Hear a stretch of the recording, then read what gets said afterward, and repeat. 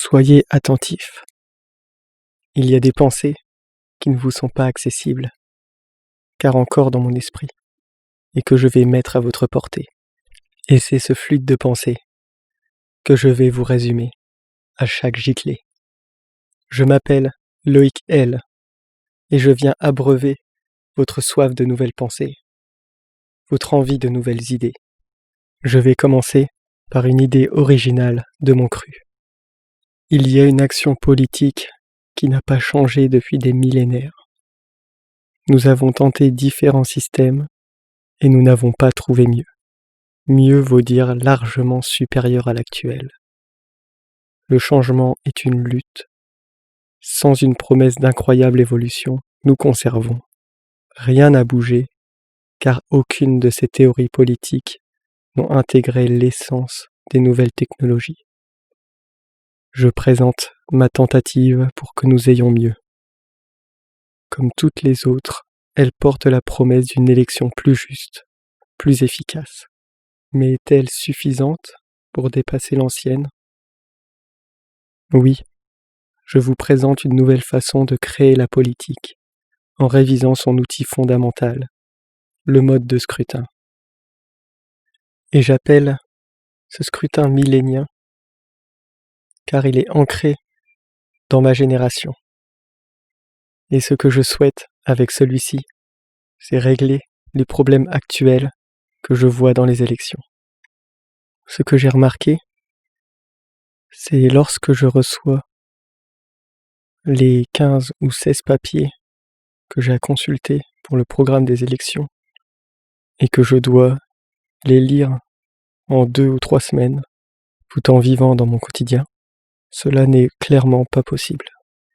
Mes problèmes personnels à régler sont priorisés, ce qui entraîne invariablement que je choisisse la personne que je veux élire selon les rumeurs, selon les infos, selon mes proches, ou pour d'autres, selon le parti auquel ils adhèrent, ou bien à la personnalité qu'ils préfèrent, en faisant confiance à cette impression qu'ils se sont formés.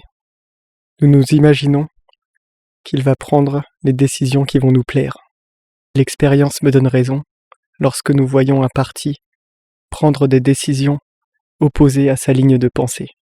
Ce manque de temps nous amène à être incertains dans le choix de notre élu.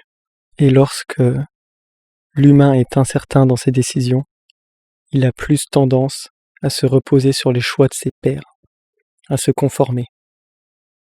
Et c'est là qu'intervient le marketing, le matraquage d'idées de publicité, de sondages. Les sondages orientent l'opinion, mais on ne sait pas qui oriente les sondages.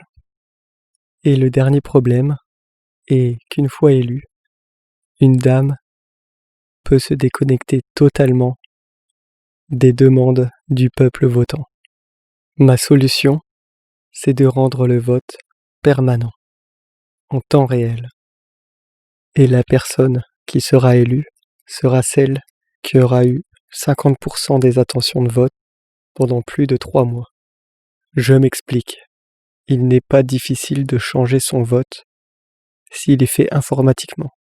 Le problème de l'informatique, c'est qu'il est falsifiable. Mais une fois qu'il est fait en temps réel, ce problème s'évanouit.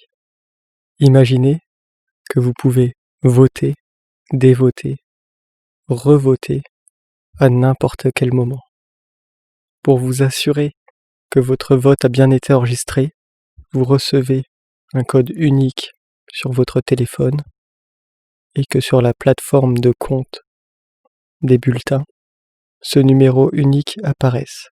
Sur votre téléphone, il disparaît assez vite, histoire de conserver votre anonymité, ce qui est l'un des 2 principes fondamentaux du vote, et le premier, qui est la confiance, est assuré par vous-même en vérifiant que le code que vous avez d'inscrit sur votre téléphone est bien noté de cette façon sur le serveur. Il n'y a que vous qui le connaissez, et de cette façon vous pouvez regarder à l'heure où il a été marqué sur le serveur central de l'homme ou la femme pour laquelle vous avez voté. Maintenant, si cette personne vous a fortement déçu, vous pouvez enlever votre vote à tout moment. Ou, si un nouveau représentant arrive et qu'il représente encore mieux les idées que vous portez, il vous suffit de cliquer pour changer. Maintenant, le concurrent marron a été élu.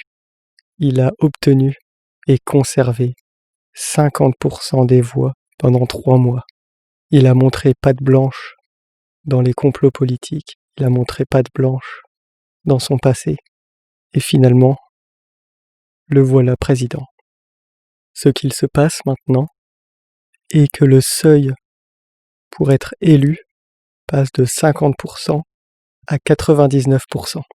C'est-à-dire qu'il faut qu'un autre candidat ait 99% des voix pendant 3 mois pour le déloger.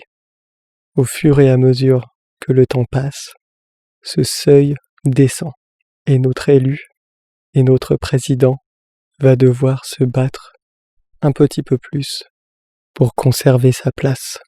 Je crois que c'est le système qui forme le politicien. Et nous pouvons en vouloir au système si le produit a été fait pour être acheté plutôt que pour être utilisé. Nous ne pouvons jamais être sûrs des résultats avant d'avoir tenté le procédé, mais j'émets l'hypothèse que le scrutin millénien produira des élus se concentrant sur des programmes long terme qui leur permettront de rester en place, mais aussi d'avancer dans la direction qui plaît à la majorité. Car si il déviait de sa trajectoire, il serait remplacé. Si cette trajectoire devait être changée, alors un autre le remplacerait. Même si vous n'adhérez pas à mon idée, que votre esprit s'autorise